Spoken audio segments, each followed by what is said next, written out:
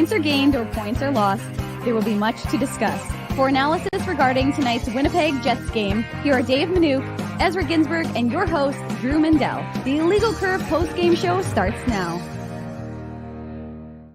Good evening, Winnipeg. Good evening, Manitoba. For all those joining us live this evening on our YouTube channel and all of our social media platforms, we say good evening, universe, and welcome to the Illegal Curve post-game show. With Ezra Ginsburg, I'm your host, Drew Mindell, here to discuss the Winnipeg Jets wrapping up their road trip with a victory in the Show Me State, a 5-2 win for the Jets, winners of 2 in a row now as they wrap up this road trip with an effort, I would say, Mr. Ginsburg, that was very tidy. That would be how I would describe tonight's win for the Winnipeg Jets, is tidy. They may have started so unlike my house, the opposite of my house, right? Yeah, but that I can't control, or that I can't comment on without potentially getting some blowback from Naomi. So instead, I'll just talk about the Jets' effort, and I'll leave your house to being your burden to deal with. We're definitely going to get our house in order. Unlike the Jets, who, as you mentioned, have won 2 in a row and points in 7 of the last 8. Their house is in order right now. Their house is in order right now. Another division victory against the Blues, the team that they've beaten now twice on this year. And it was a bit of a slow start, I would say, to the game for the Winnipeg Jets. But really, after they scored that opening goal, and of course, we'll get into it all on the Betway game recap. From there on, it was really a one-sided effort. And you and I were talking about it a little bit off air. The St. Louis Blues just aren't that good of a hockey team. I know they were close in the standings to where the Winnipeg Jets were entering tonight's contest. But strictly watching those two teams, the St. Louis Blues just look almost like a bit of a lethargic team without an identity, without really a clear path forward. Whereas the Winnipeg Jets, as we've seen so often this year, are a good team at 5-on-5. They were, of course, the better of the two teams at 5-on-5 today. And their bugaboo, which had been the special teams, well, we know that the special teams certainly was a positive for the Winnipeg Jets in tonight's effort, getting the 2 power play goals and not giving up anything, shorthanded on the flip side, of course. Yeah, Drew, the Jets almost bowled a perfect game on the power play. It looked like they might go 3 for 3 there, and 3 power play goals in the last couple of games. And I agree with you, by the way, about the Blues. Like, nice beer that you've got there. I hear that it's a very tasty one. In case you folks haven't seen it, Illegal Curve Lager, courtesy of our friends of Farmery Brewing. So a new partnership that we've recently announced. So if you didn't watch the post game show, I guess on Saturday afternoon, and this might be your first time seeing this, it's Illegal Curve beer available at Farmery Brewing, number 2 Donald Street. So drink up. I'm surprised you don't have one next to you, as far as I can see, at least. But my wife's I'm also surprised because usually I'm the one that's drinking a beer on this show. But good on you, Drew. I've already had, I think, 3 or 4 of them. They're absolutely delicious, and I echo your comments. Big thanks to Farmery Brewery. We're really excited about this partnership. I mean, like it's something that we've known about. We've kept it a secret since the summer, so it's good that people are finally able to go buy it and enjoy it. Getting back to what you were saying though about the Blues, like they kind of remind you of, I don't know, like the Detroit Red Wings or maybe the Arizona Coyotes from a few years back, like teams that really just don't have an identity. And as long as you have players like Robert Thomas and Brandon Saad and Pavel Buchnevich, Jordan Kyrou, Colton Parayko, Justin Falk on the back end, Torrey Krug, like they're a respectable team. They're a bona fide NHL team, but like you clearly miss Vladimir Tarasenko. You clearly miss Ryan O'Reilly, right? Like you just don't have a lot of game breakers. Like I really like Thomas. Like he scored St. Louis's first goal, and we'll also get into that in the Betway game recap, but they're just not a very good team. Like there's just not, like when you compare the Jets to the Blues, and both teams are relatively healthy. Obviously the Jets are missing Velarde, and I guess to a lesser extent Heinola. Who knows if he would have been in the lineup in the top 6, but this Blues team just is middling, right? And I think it's going to be hard for them. I look at, like we talked about this on Saturday's show, and obviously you guys touched on it on the post-game show. Like to me, the Coyotes are a better team than the Blues. They at least have, I would describe, more upside or sort of a more joie de vivre in how they play the game. The Blues, there are talented members of the St. Louis Blues, but they just seemed so lethargic tonight. And I don't know how much of that has to do. Look, I am not a fan of Jordan Binnington. I will say that. Yeah, He went on an that's going incredible. back. That's prior to that's prior to last year. That's going back to like 2019 now. Well, look, Binnington went on an incredible run with the Blues and to lead them to the Stanley Cup, and you can never take that away. Banners fly forever, as the old adage goes. But Jordan Binnington, to me, just seems like a detriment in that net. I mean, you can't rely on him. And I mean, as we saw on Kyle Connor's second Right. goal in tonight's game, which we'll break down as we get into it here on the Betway post-game show, he's just not a guy that you can rely on. And so if you're playing in front of Binnington, I just, just he's emotional, and not emotional in the good sense of the word. He's just unreliable and a bit of a head case. This Blues team just doesn't seem like a team that enjoys being around one another. And I don't know if, a coaching change is the solution. I don't know that that's the option. They have more talent on the roster than the way they play the game, as far as I'm concerned. And the Jets today just, took over this game, and there was no pushback. And so, kudos to the Jets for doing that. It took them a little bit, and they sort of took them about 6-7 minutes in the game to sort of get their skating legs, I would say. But really, once they pushed against the Blues just crumbled.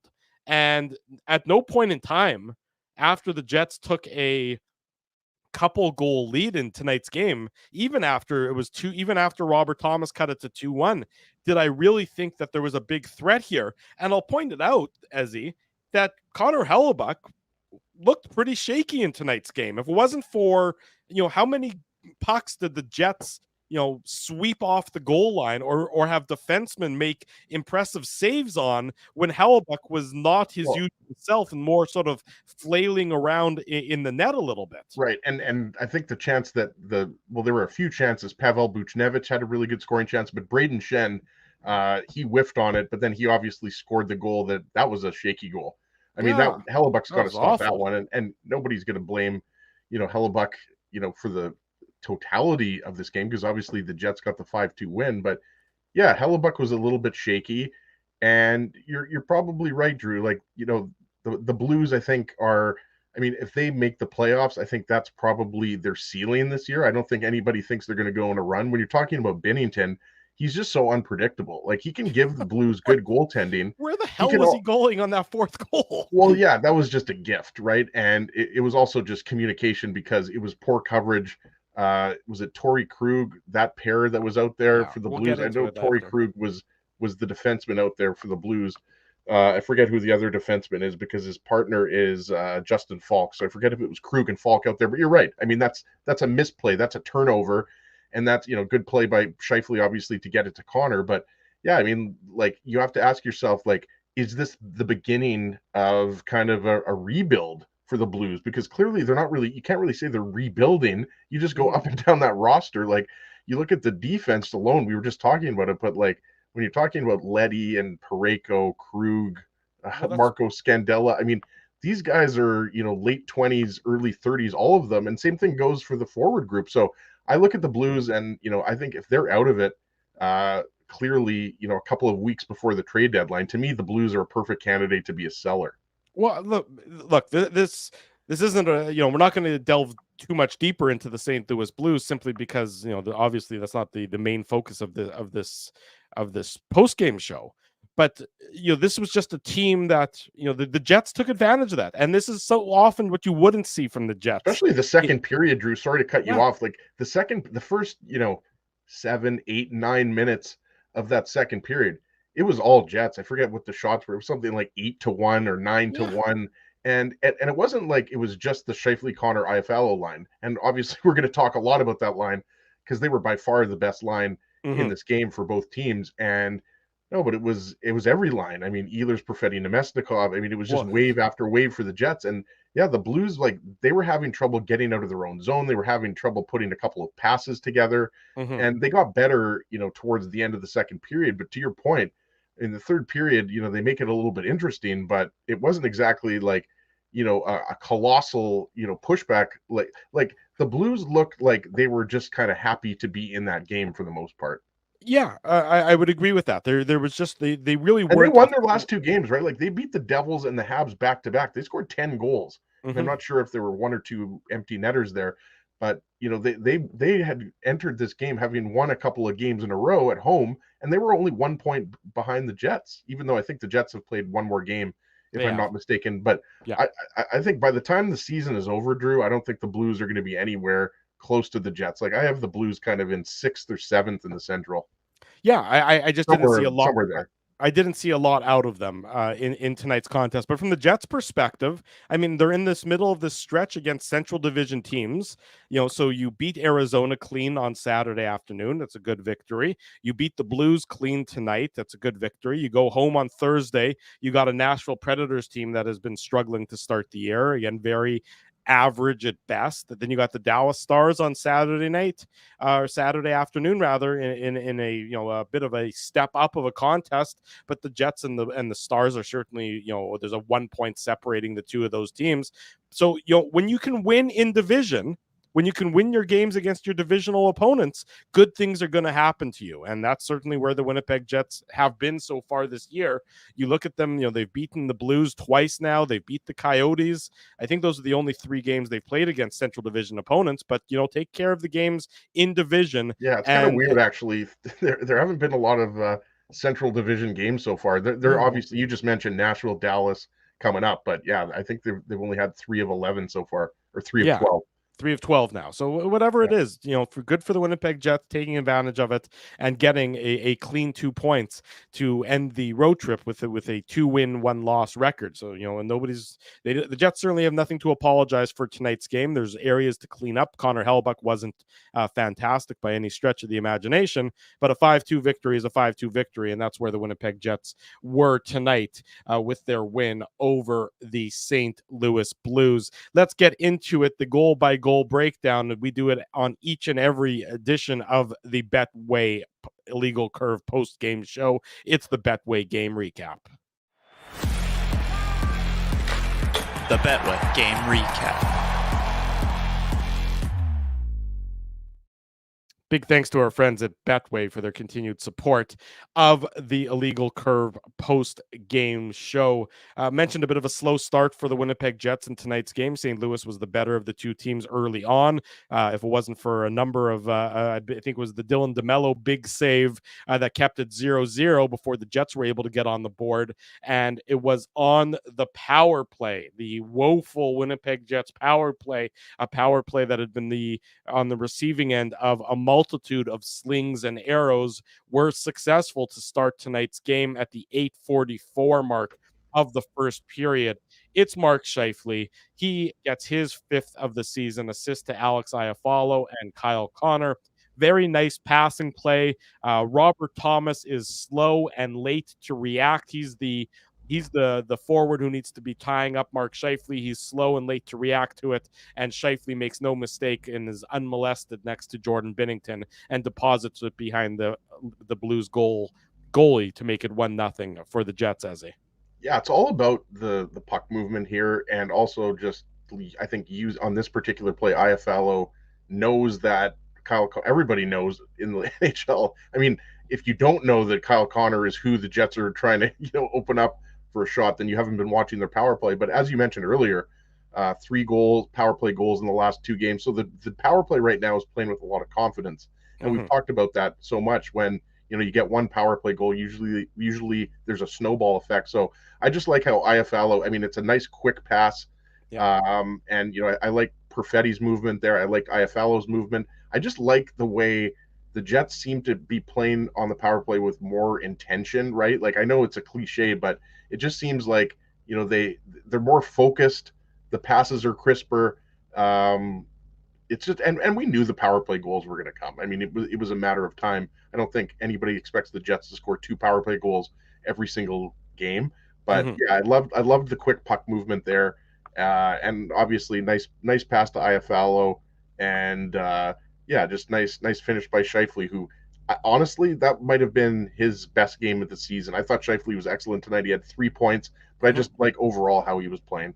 Yeah, the Jets' top line, I know that everyone have been talking about the Appleton, Lowry, and Niederreiter line. Interesting enough, that was one of their poorer efforts in recent days. They were the Jets' worst of the four lines in terms of possession. Still possession positive, but only at 53%. Iafallo, Scheifele, and Connor, who needed a bounce back game, certainly got it. They got and it to me, here. Drew, sorry, go ahead. I was just going to say they had 68% of the possession in tonight's game when they were on the ice at 5-on-5. So that line definitely got the bounce back game that they needed. Right, and I mean nobody expects Lowry, Appleton, and Niederreiter, to score 3 or 4 goals every single game, right? Like, of course not. Let's be clear here. I think we all had high expectations for that line, mainly with Nino Niederreiter being on that third line as opposed to being in the top 6, right?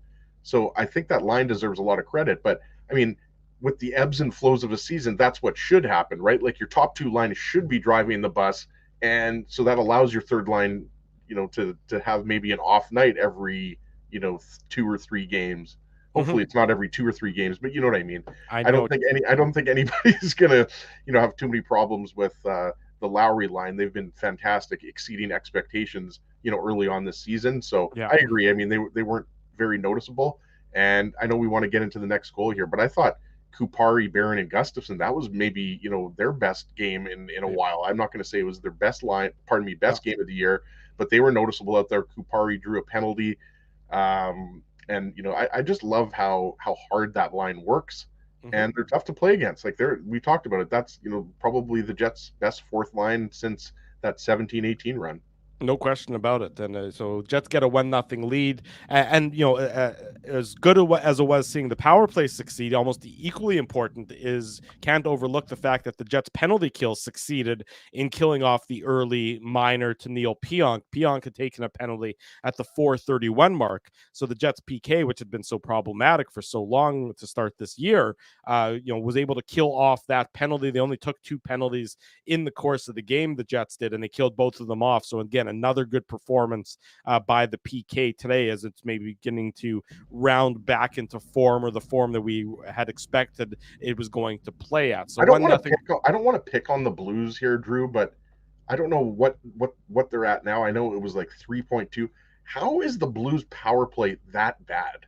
Like that is like, I don't know what that has to be like an all-time bad power play through the first 10 or 11 games of the season. Like it's really hard to be under 5% in the NHL. 3.7% is where their power play success rate is at right now, which is but does that include tonight? It probably went down after tonight. Let me see. That is after 10. It's after 10 games. So that wouldn't include tonight's game, because this was the St. Louis Blues' 11th game. So yes, it is now less than 3.7%. Like, even though you don't have Ryan O'Reilly or Vladimir Tarasenko anymore, you've still got Jordan Kyrou and Robert Thomas and Torrey Krug. I mean, Pavel Buchnevich, I think, is an underrated player. I mean, you look at his numbers with the Rangers, he was overshadowed by, Panarin and Zibanejad and Kreider, right?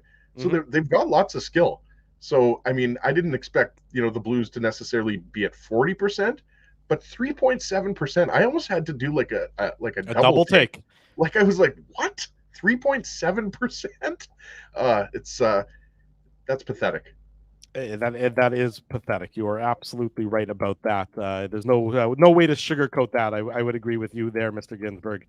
So 1-0 for the Winnipeg Jets after the Scheifele power play goal. They make it 2-0 at the 16:15 mark of the first period. And if you weren't happy for Niku Pionk here, then I'm not really sure. You might need to check your pulse, make sure that that you're still around with us, because given the emotions that he's been feeling as he's articulated and spoken about over the last number of weeks since the passing of Adam Johnson, it's great to see Niku Pionk getting his first goal of the season at the 16:15 mark, and it also doubles as our Seagram shot of the game.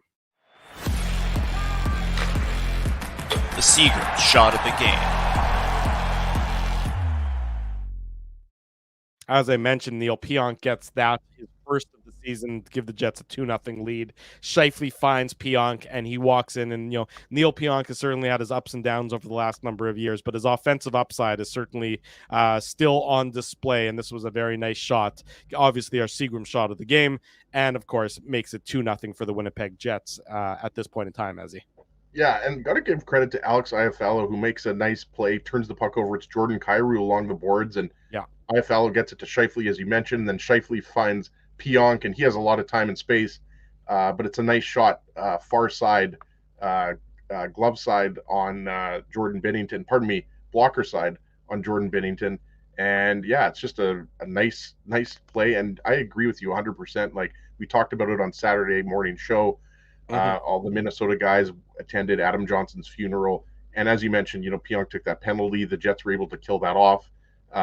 So, I mean, very deserving of the Seagram shot of the game. That's the least we can do. And I don't know if you caught that, but, I know Kyle Connor was on the ice, obviously, because it was the Scheifele line. And, he said something, and you got to think he said something like, that's for Adam. Or, I mean, you could tell that was a different type of celebration. Yeah, you could see the emotion on the ice. You could see the emotion on the bench. That's just a nice scene. That's just a nice scene right there for a guy who's going through a real difficult time. So, good for Neil Pionk to get his first of the year and give the Jets the 2-0 lead at the 16:15 mark. The Blues get on the board 40 seconds later, get a bit of a Keystone Cops for the Winnipeg Jets in their own zone. They fail to clear a couple of times. Nate Schmidt gets bodied off the puck. I think it was David Gustafson who fails to clear the second time. And I think it was, if I'm not mistaken, it was Dylan Samberg as well who fails to clear. So they have failed zone exits out of the defensive zone. And then eventually it gets onto the stick of Robert Thomas, and he absolutely wires it past Connor Hellebuyck to cut the Jets lead from 2-0 into 2-1 with 3 minutes and 5 seconds to go in the first period. Yeah, and we talked about the fourth line a little bit earlier, and this was the Jets' fourth line, as you mentioned. Gustafson, Robert Thomas lifts the stick of Gustafson. I really like Thomas. I mean, the Blues might not be a very good team, but he's a good player. I'll always praise guys like Thomas, and I've always liked Jordan Kyrou, and then they've got some other good players as well. They lack game breakers. That's the way I would describe the Blues, and that I would agree too. The Jets are just a faster team, and that to me is really what exposed the Blues, especially in the first 10 minutes of the second period. But yeah, I mean, the Jets had an opportunity to clear it. Thomas, lifts the stick of Gustafson. They can't clear it. Schmidt can't really get control of it. So Robert Thomas just has time, spins around, and it's a nice shot on Connor Hellebuyck. But that definitely was not a good sequence for the Jets. I agree with you what you said earlier too, Drew. Like for the most part, the Jets were solid defensively. They stayed in the structure and all those hockey cliches. They didn't give up a lot of odd man rushes. But on this particular play, I don't know if it was at the end of the shift or what it was, but yeah, the fourth line just had some trouble clearing the puck, and Robert Thomas made them pay. Yeah, exactly right. 2-1 after the first period at this point in time for the Winnipeg Jets. A period that was a mixed bag. The St. Louis Blues were certainly the better of the two teams to start the game, and they ended up out shooting the Jets 12-10 in the first period. Not that shots are the be-all and end-all, but possession-wise, it was the closest of the three periods in tonight's game. Where possession in the first period, if I can scroll quickly, was almost even. In fact, it was in the Blues' favor, 54% to 46%. But then from then on, the second period onwards, it was really all for the Winnipeg Jets. Shots on goal in the second period, one-sided, 17-6 in the Jets' favor. Possession, one-sided, 64% to 36% for the St. Louis Blues. For the Winnipeg Jets. And it was one-sided on the scoreboard as well. And it comes on the power play to begin at the 4:34 mark of the second period on a power play goal. Kyle Connor, his seventh of the season, assist to Josh Morrissey and Alex Iafallo. Alex Iafallo has a 3-point night already just that quickly. And it's a bit of a fluky one. It's a shot from Connor that really doesn't appear as though it's going to be threatening, Ezzy. but it appears to deflect off of Nick Leddy's stick, and Jordan Binnington does not react well to the deflection, and it goes in the net, and they don't ask how, they just ask how many. And for the Winnipeg Jets, this made number 3, giving the Jets a 3-1 lead at this point. We talked about it on the Jets' first goal, Scheifele, right? Who are they always looking to rip that one-timer? Kyle Connor. And this is not a vintage Kyle Connor goal, as you mentioned. No, goes off Nick Leddy's stick or skate or whatever. Yep. I like Cole Perfetti. He was in motion. He was providing a little bit of a screen, a little bit of a moving screen, if you want to call it that. So, I mean, the Jets' power play seems to just be clicking the way you would like it to be. And, this is pretty much just like put it on net and you get a lucky deflection. But definitely give a lot of credit to Rasmus Kupari, who drew that penalty. As we mentioned, the fourth line was on the ice for the Blues' first goal. But I thought they got a lot better as the game progressed. And, I like that Scott Arniel is using that fourth line. Even when the Jets were protecting a 2-goal lead in the third period, he was putting Kupari out there with Morgan Barron and David Gustafsson. So, yeah, that was you can't really dissect that one too much. That's just a one-timer that goes off of Leddy's stick. Yeah, sometimes good things happen just putting the puck towards the net. And that was one of those instances where a good thing happened. And the Winnipeg Jets power play, all of a sudden it's clicking. It's on fire, Ezzy. 2 for 2 to start tonight's game. With this one came with Kevin Hayes in the box. He was pretty invisible, I thought, for the St. Louis Blues tonight. So many of the Blues players were. So not to pick on Kevin Hayes, but I thought you were going to say he was pretty invisible when the Jets acquired him in 2019. Remember, he ended up playing on the fourth line that year. It's sleeping dogs can lie on that one. There's a lot of people who think that he was misused by then head coach Paul Maurice, but I don't think we need to rehash that one right now on the post-game show. But nonetheless, the Winnipeg Jets lead after 40 minutes by a 3-1 margin. Just a dominating second period for the Jets. They just took control of the game after the first period that had been much more even, and then that second period was one-sided, and the Winnipeg Jets decided, look, we're just going to take control. We're going to break the will of the St. Louis Blues, and kudos to the Winnipeg Jets for doing so and being able to do so. On top of that, it's really got to be demoralizing for an opponent when another team can come into your arena and just take control of the game, and that's exactly what the Winnipeg Jets did. And this, as we mentioned, was a game where Connor Hellebuyck was not at his best, so it was a complete team effort, especially in the Jets' own zone, to keep the Blues off the score sheet. But it's a lot, if your goalie's struggling, a good piece of advice would be control the possession and keep the puck in the other team's zone, and your goalie struggles won't be that big of a deal. And that's what the Winnipeg Jets did, certainly in the second period onwards tonight, Ezzy. Yeah, absolutely. And I'm not sure if I can, get right into the fourth goal. We talked about it. I agree. I mean, I think that second period was maybe their best period since the first game against the Flames. Right? Like the Jets have had some good periods, don't get me wrong, but just at even strength. Like they were able to get changes in, and they were able to basically do whatever they wanted. Like the Blues were like a deer in the headlights, right? Like they were flat-footed. They couldn't get the puck back. It was just complete domination by the Jets' top 3 lines. Even the fourth line, as we talked about in the second and third periods, was really noticeable. So I agree 100% that the Jets were imposing their will, dictating the pace. We mentioned that the shots were 8-1, 9-1. And yes, you're right. The shots aren't everything. But in a game like that, I mean, it was just the Jets out-skating and outworking the Blues, simply put. I mean, the Blues just didn't look like a very good team. And that's what you want to see. Like, the Jets have that ability. I don't think anybody's going to say the Jets are the best team in the league. But even let's say Vegas, who many people consider still one of the best teams in the league. I still do. I mean, they're still defending Cup champs, right? Yeah. Go back to that game in Vegas, which started off this road trip. I mean, it's a 1-goal game, and then the Appleton double minor comes, and then, right? So, I mean, overall, even though the Jets didn't get any points in that game, I mean, the Jets are playing really well. We talked about it, points in 7 of their last 8, right? And we're not going to plan the Stanley Cup parade route right now, but look, you got to give them credit when they're playing well. When they're playing poorly, you can't sugarcoat it, but you got to give the Jets a lot of credit. This was probably their best road game of the year, to be honest with you. Well, you know what? It's like what Mason Appleton said after the game in Arizona. He said, "We're going to get the special teams figured out," and tonight they certainly did. Scoring 2 on the power play, not giving up any shorthanded. But the way they've been playing 5-on-5, if they get the special teams, figured out, then they're going to be a difficult team to handle, at least right now. And who knows what the rest of the season will happen. We saw what happened last year, of course, as the season went on. But right now, this Winnipeg Jets team is not a particularly fun team to play against. If you're one of their opponents, they're playing with confidence, and they're certainly playing with a lot of skill. And you mentioned the third line, Drew. There was Mason Appleton had that breakaway late in the third period. So even though that line, wasn't an A plus, it wasn't an A plus game. They were still better than the Blues third line. That's for sure. No question. I mean, if the third line is still outplaying the other team's line, but they're not playing that well, that shows you how well the team is playing as a whole, right? So, with the exception of, the weak goal in the third period that Hellebuck let in, I think, you're not really that upset with that much in this game. You really aren't. It's you pretty much dominated a team on the road, and that's a good way to end a road trip.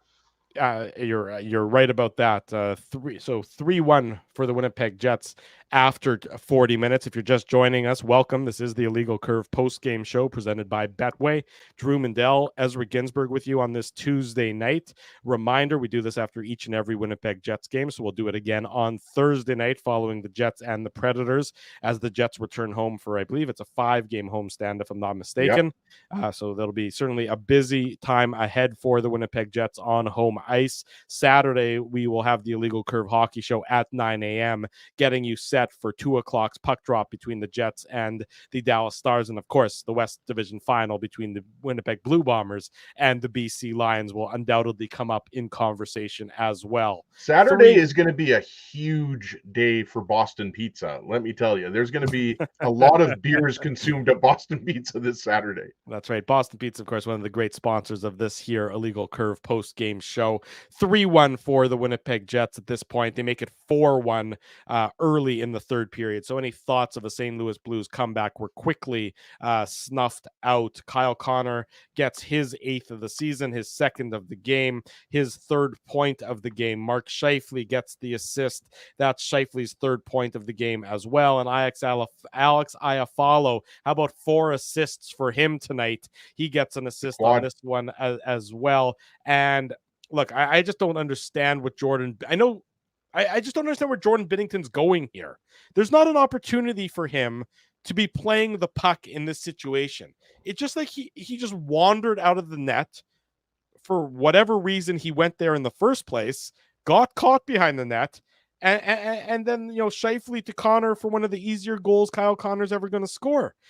Jordan Binnington is just, this was a perfect example of why I believe he's unreliable as a starting goaltender. He's just too much of a he's just not reliable enough, and this is another example of it. Stay in your net. Where are you going? There's no play, there's no outlet play to be made here by leaving your net. It wasn't an opportunity for the goalie to be playing the puck, yet for some reason there he was behind the Blues net. And Drew, oftentimes when a goalie goes behind the net to stop the puck, it's a dump in, right? But the Jets had possession in the blue zone for 30 seconds, right? Like Morrissey right before this goal absolutely ripped a shot that missed the net. Yeah. And I agree with you. I'm not sure why Binnington needed to do that, because it was Scheifele and Justin Falk behind the net. And give Scheifele credit. He outworks Justin Falk. Torrey Krug's also behind the net, but Torrey Krug to me was there to make the play to cut the puck off. And then he was surprised. You could tell he was surprised that Jordan Binnington left his net, because he was slow to react to the play, and Kyle Connor beats him to the front of the net, right? So it was you can't say it was poor communication. It was just a poor decision by Binnington to leave the net, and then the Blues just weren't really tight with their checking. Falk on Scheifele behind the net, and same thing with Krug on Connor. It was just, and then you think about the goal that Braden Shen scores. Yeah. If they don't allow that goal, then they probably have a chance of tying the game up. It's a 3-2 game as opposed to you're not gonna come back down 3 goals with the way Hellebuck has been playing lately. And obviously, that was a soft goal, but you know what I'm saying? Like, Yeah. you basically, that goal was the killer. I mean, it was the absolute killer in a game which the Blues were being dominated by the Jets at 5-on-5. That was just an absolute gift. So I agree with you. Like, look at, I think a few years back when, we were talking about, like, if Canada went to the Olympics or the World Cup, Binnington was in that conversation, like around 2019, After they won 2020. the cup, he was Exactly, the year after they won the cup. Now nobody's going to say, Jordan Binnington. And again, we're not attacking Jordan Binnington, his character. It's just, as a goaltender, you're right. The highs are high, the lows are low. He doesn't give you the type of goaltending that you need. And the good thing is they have Winnipeg's Joel Hofer. Right. I'd rather run with Hofer for a while if you're the Blues. I wouldn't be this surprised point. especially, like I said, I mean, it's early. It's 11 or 12 games into the season. Mm-hmm. But I wouldn't be surprised if, Hofer starts to get more starts in the second half of the year, because obviously Jordan Binnington, he's still their number one goaltender, but you wonder how long it's going to be before Hofer, takes that crown, because Binnington, he's very unpredictable and very inconsistent. And look, he made some big saves earlier in this game for the Blues, but then he kind of, erased that with that giveaway behind the net. Yeah, no question about it. 4-1 for the Winnipeg Jets at that point in time. And then, as you mentioned, the Blues cut into it, 4-2. Braden Shen gets his second of this season, assist to Torrey Krug and Justin Falk. This is Torrey Krug's first assist of the year, and I believe he was banged up, so that probably explains a lot of it. But you still expect more from Torrey Krug than just having than this being his first assist on the season in his 10th game played. So if he was banged up, he only missed the game or so. That would be about it. You want more from Torrey Krug if you remember the St. Louis Blues. It's a bad goal. This isn't a good one for Connor Hellebuyck to give up. It's an ugly one. It's a weak one. The Jets are fortunate that it comes at a time when they've already got a 3-goal cushion, and it's not going to turn into anything worse than it was. But it was definitely a goal that had a fair bit of an odor on it. Yeah, for a guy that has an odor on him, I can definitely speak to that, Drew. I mean, look, it's a weak goal. And Niku Pionk is the right side defenseman there. And yeah, he's backing in a little bit, right? So maybe you'd like to see, Pionk step up a little bit there. It's the third line out there, but it's an even strength situation. In fact, it's a 2-on-3 for the Blues. Right. I'm just looking at the replay here, almost like a 2-on-4. So, yeah. I mean, the Jets have... It's not a score. It doesn't look like a scoring opportunity. It's not a dangerous scoring opportunity. So that's just one that Hellebuyck has to stop. And like I said, Hellebuyck has been so good as of late. We're not going to give Hellebuyck a hard time here, but he will tell you himself that was a weaker goal. So we're not going to spend a lot of time on it because it was an inconsequential goal. But you're absolutely right. I mean, Braden Shen, missed a golden opportunity in the second period, and he makes up for it. But at that point in the game, I mean, like, it was, what was that? Kind of midway through the third period. Just the way the 808 mark. So there's a little less than 12 minutes to go. Right. And at that point in the game, I don't think, you got the feeling that, the Blues were going to score another couple of goals and tie it up, but at least they made it interesting at the time. But yeah, that's, a soft goal. But at the end of the day, like, you can let in a soft goal if it's, a 5-2 game. You don't want to let in a soft goal when it's a 1-goal game. So, I mean, it was, unfortunate. Timing is everything. Yeah, exactly. So it was unfortunate that Binnington coughed the puck up, which led to the Connor goal. But, look at Braden Shen's a good player. He scored a lot of goals in his career. But yeah, that's one that, I mean, Hellebuyck, it's the cliche, but he will literally be thinking about that one, and that one will be bugging him probably in his sleep tonight. Yeah, no question about it. But to the Jets' credit, after the Blues cut it to that 4-2 lead for the Jets did a good job of really shutting everything down. It was pretty calm at that point in time. We've seen plenty of Jets teams in the past that, give up that weak goal, and then all of a sudden it would be a tire fire in their own end. And it wasn't that for the remainder of the game. And then the game was sealed with 2 minutes and 28 seconds to go. Cole Perfetti gets his second of the season. It's into the empty net, assist to Josh Morrissey. We don't generally break down empty net goals very much here, but I just want to highlight two things. One, Perfetti's on the ice in a late game situation, albeit a 4-2 game, not a 1-goal game, but Perfetti's on the ice, which I think is another example of how the coaching staff is getting more trust in him late in those situations, late in the game. And it's just a good play by both Morrissey and Perfetti to get a clean breakout from the Jets' own zone. And then Perfetti, he's got time and space, and he's able to hit the empty net. So just well played in the sense of just keeping your composure and Perfetti getting that opportunity later in the game and making no mistake about it to give the Jets that 5-2 lead there, Mr. Ginsburg.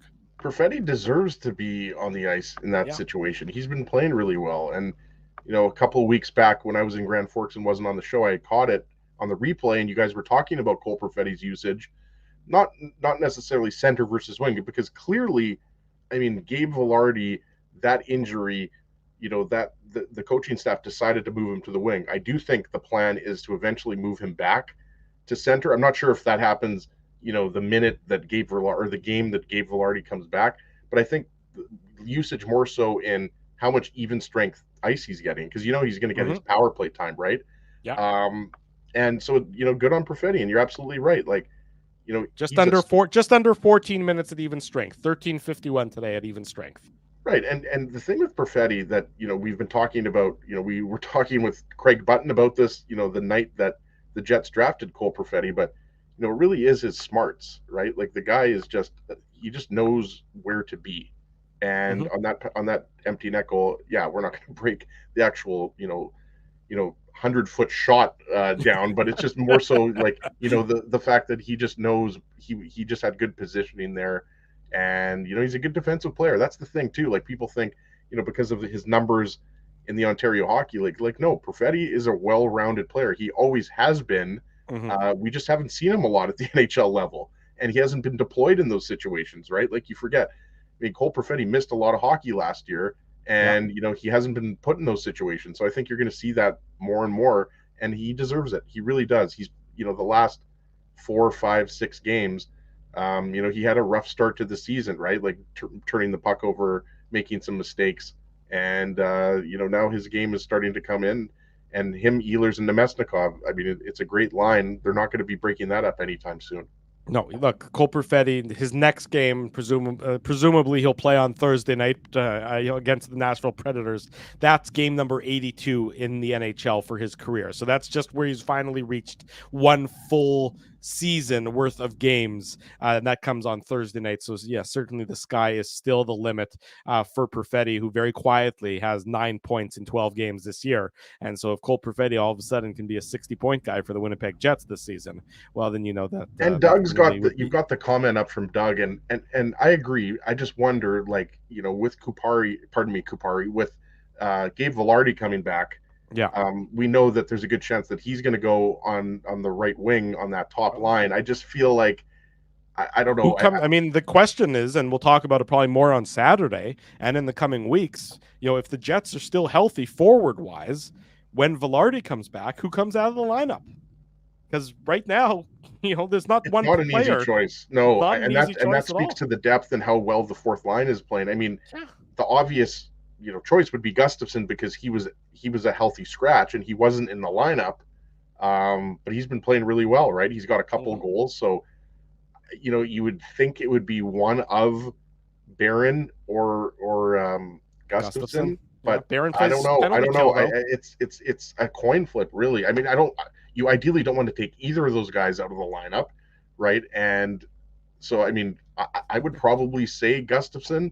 But it's a good problem to have, as you always say, right, Drew? Like, it's not like in previous years when you knew who was coming to the lineup, right? Like, you knew it was going to be last year, like Axel Jonsson-Fjällby or Carson Kuhlman, right? Like, no offense to those guys, but David Gustafsson and Morgan Barron are better players than those guys at this point in their careers, right? And Axel Jonsson-Fjällby's having a good season with the Moose, and he could get a call up if the Jets have injuries.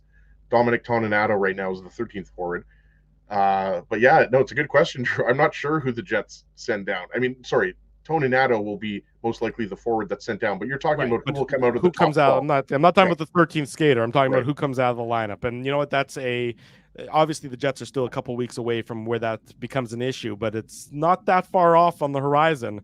And it'll certainly be a topic of conversation over the next couple of weeks. Winnipeg Jets win tonight, 5-2. Over the St. Louis Blues. They wrap the road trip with 2 wins and 1 loss. They move into tie for second place in the Central Division with the Colorado Avalanche, albeit the Avalanche still with a couple games in hand, and it's far too early in the season to be looking that closely at the standings, so we won't do that. When we come back, more on tonight's Jets Blues game, a little preview of the Jets and the Predators on Thursday night, Tough Duck hardest hitting comment, plus whatever other nonsense Ezzy and I come up with on this Tuesday night. Drew Mindell, Ezra Ginsburg with you. It's the Illegal Curve post-game show. If you haven't already done so, smash the like button. We'll be right back after these commercial messages. Your coworkers love you because you always make them laugh. You're the life of the party with stories that have them rolling on the floor. Or maybe you're just the quiet one in the corner with the one-liners that just slay. Do you have what it takes to become Winnipeg's funniest person with a day job? Try your luck. Hit the stage at Rumors Comedy Club, and you could be walking away with $1,000 cash. Winnipeg's funniest person with a day job, presented by Rumors. For all the details, head to rumorscomedyclub.com. So you're a pizza person, you married a wing person, but somehow your kids are salad people. You can't pick your fam, but you can pick your BP meal deal, starting from $18.99 for takeout or delivery at bostonpizza.com. The game can change just like that. Accidents happen when you aren't protected. So now what? Getting to your injury quickly can make all the difference. Help prevent them from being game changers with Linden Market Dental Center. Bonding, crowns, bridges, and dental implants. State-of-the-art treatments are available to help you get back in the game. To learn more, visit lindenmarketdentalcenter.com. Creating smiles for life. Whoa, Ezzy, everything okay? You look stressed. Of course I'm stressed. We're moving, the house is upside down, the kids failed miserably at packing the fine china, and my life is in chaos. Chaos! Yes, that does sound like a problem. What am I going to do? Ezzy, relax. Rolly's Transfer Moving and Storage is the answer. With 60 years of experience in moving Manitobans and a track record of exemplary customer service, one call to Rolly's and your stress is gone. No job is too big or too small. Just visit Rollies.com and they will take it from there. Thanks, Dave, and thank you, Rollies Transfer Moving and Storage, online at Rollies.com. Boston Pizza harnessed Fanalytics to test if the game is better at home or at Boston Pizza. The results are irrefutable. Catch the game at Boston Pizza, powered by Fanalytics. Are you dreaming of your very own backyard rink this winter, but dreading the work involved? Well, stress no longer, because the Rink Guys are here to make it happen. The Rink Guys are Winnipeg's first outdoor skating rink installation and rink maintenance service. The Rink Guys offer free site evaluations and different rink construction options. Plus, they use a custom-sized liner to prevent any damage to your lawn. Lighting packages are also available to help illuminate your rink during those long, dark winter nights. To get your rink started today, visit therinkguys.com.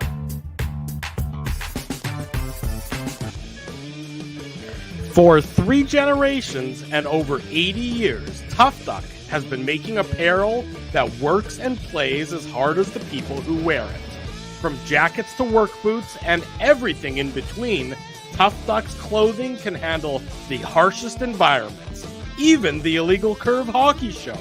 Work to live, live to play. Visit toughduck.com.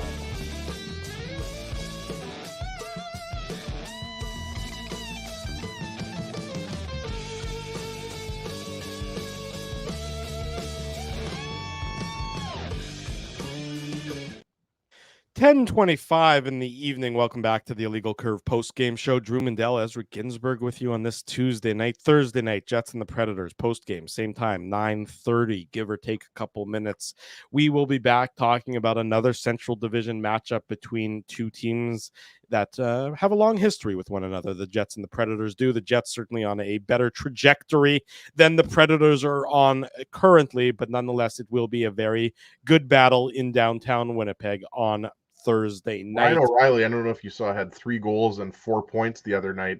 I forget who they were playing, but I agree with you. I mean, the Predators, I don't think at the end of the day are going to be in the same position as the Jets. I just don't think they're as talented. But I mean, as long as you've got UC Saros and Roman Yossi on the back end, and Ryan O'Reilly, I mean, they don't have the same. Philip Forsberg's off to a They good don't have the start as depth. well. They don't have the depth. They have some nice pieces, and they're always going to work hard. You know, we remember that last year when they were playing basically they were basically the Milwaukee Admirals. How Right. hard of an out they were. Remember, they went into Calgary and beat the Flames in that must-win game towards the end of the year, where to eliminate the Flames from playoff contention. And the Jets, you know, almost nearly got bit by the Predators on a couple different occasions as well. They also seem to, these two teams always bring out the best in each other, right? Like That's right. It's never going to be like, there's always going to be pushing and shoving after the whistle, like that type of stuff, even though, you know, the Predators aren't, you know, the 117-point team or however many points they had that year in 2017-18. So I'm really looking forward to that game. It's always good when the Jets and Preds meet. Couple of quotes from the Winnipeg Jets dressing room tonight. Mike McIntyre, the Winnipeg Free Press, of course, has been on this entire trip, and so much of the audio and so much of the reporting. You have to give credit to the Free Press for sending Mike out on the road, and of course, Ken will be out on the road as well. Our buddy Ken Wiebe. Mike McIntyre in the Jets dressing room. This is Alex Iafallo talking about Niku Pionk scoring one day after speaking at Adam Johnson's celebration of life. Quote, "It was a hell of a feeling to see him smile and get that goal. Just the stuff we've been through the past couple of days, for him to get that, it was pretty special." Continuing on the same vein, Jets interim head coach Scott Arniel on the Niku Pionk goal. Quote, "That was big. I know it hit him on the bench there after he did it," and you saw the emotion, on the broadcast. Everyone felt it a little bit. It's probably been a bit of a release for him to get on the ice and just play and maybe not think about everything that's gone on. And you certainly did get to see Niku Pionk's emotion. And final quote goes to Iafallo. Again, he had 4 assists. That's a career high for him. And he also attended, of course, the funeral and celebration of life for Adam Johnson. Very emotional. They played together for the University of Minnesota Duluth. There you go. Exactly right. There's the context. Obviously, Pionk, Dominic Toninato was on that team. Yeah. And I think they may have even played together for the Ontario Reign in the AHL, and they were both with the Kings organization. So long history between those guys. So to have Pionk score in tonight's game and Iafallo to have a career high 4 assists in tonight's game, it really is a bit of a special moment.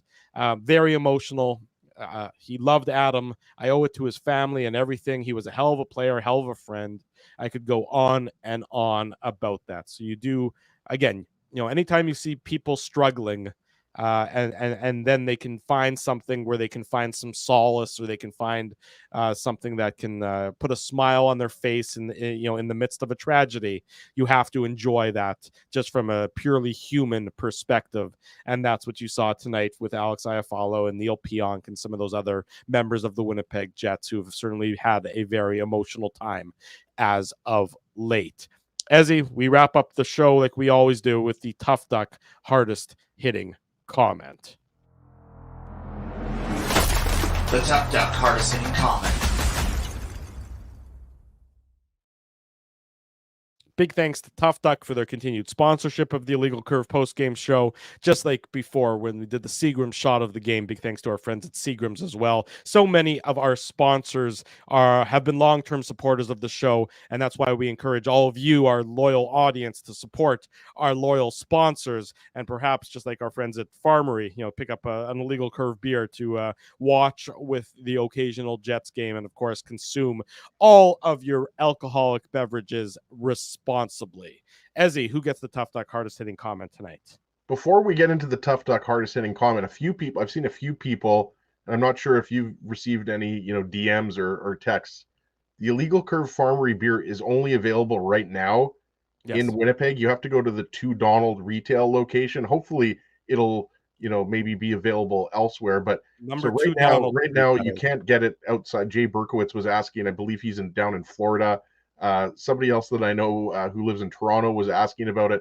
So I know Farmery does sell beer in other provinces in Western Canada. I believe that they're in Saskatchewan and Alberta. I'm not sure if Farmery sold in BC, but I do know that Farmery is sold in Alberta and Saskatchewan. So you can't get, the Farmery Light Illegal Curve beer outside, but you can go to 2 Donald. Drew and I were there. We were talking to our girl, Jessica. She hooked us up. Super nice woman.